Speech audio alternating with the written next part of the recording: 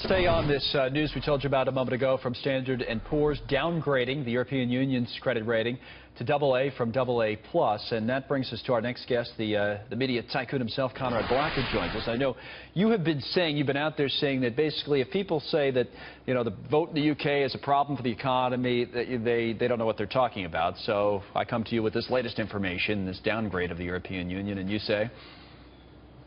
I say that that is precisely where the vulnerability is. If you look at the European Union as an entity, that structure in Brussels, it has the fundamental problem that it doesn't really answer to the member states, and it doesn't really have to be responsible to the European Parliament in Strasbourg. It's a bunch of unelected, almost anonymous people in Brussels showering all Europe from the Polish-Ukrainian border to Lisbon and from the North Cape of Sweden to the Greek islands with directives telling them what to do with everything, and they have no legitimacy. And if you look at it now, a majority in France, and they're having an election next year, would leave a bigger majority than voted to leave in Britain, a majority in the Netherlands and in Denmark, and they have new governments in the last 6 to 9 months, pledged to leave. They're going to hold referendums.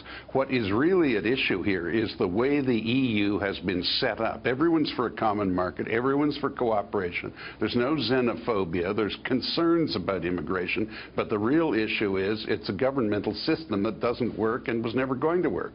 Okay, it's a fantasy of a bunch of bureaucrats. Let me think about this for a moment then. A few years down the line from here, just, you know, as we look back on these days, we'll see a UK, it sounds like from the way you see things, that is stronger without the European Union. But then if you're right about the real problems, and S&P seems to think along these lines as well, at least on this particular issue, the real problems being within the remaining European Union countries, you're really giving an incentive, aren't you, for other countries?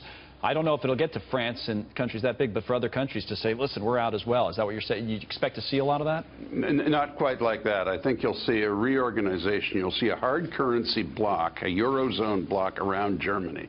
It'll be the old concept of a greater Germany, but this time not accumulated by force or threat, but by performance, emulation, cordiality. Countries that are happy to be in with Germany in a hard currency, disciplined fiscal bloc, like the Dutch, the Austrians, and several of the others, and contiguous countries. And then I think you'll have a looser group but still in a common market, of which France will be the unofficial leader.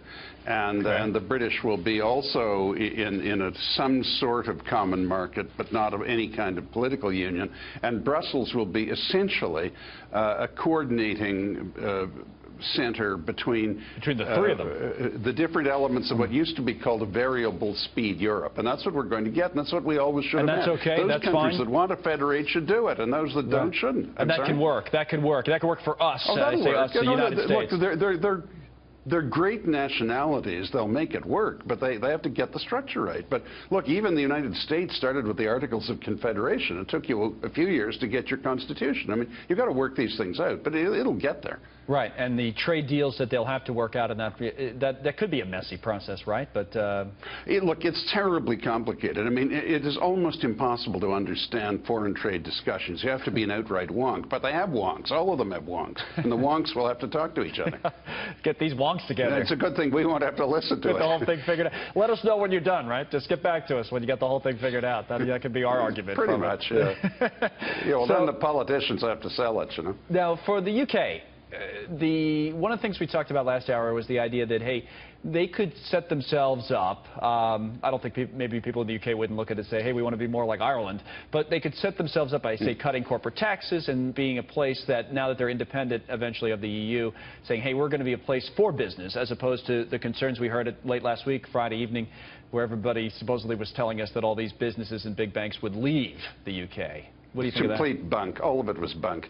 No, what you just said, I think, is a good idea. The Conservative Party in Britain, I think, are going to choose Michael Gove as leader, and I know him well. He'll be very conciliatory, not ineffective or weak, but conciliatory, and he is essentially a Thatcherite. He will cut taxes, and he will make better than Boris Johnson, by the way, is a better option?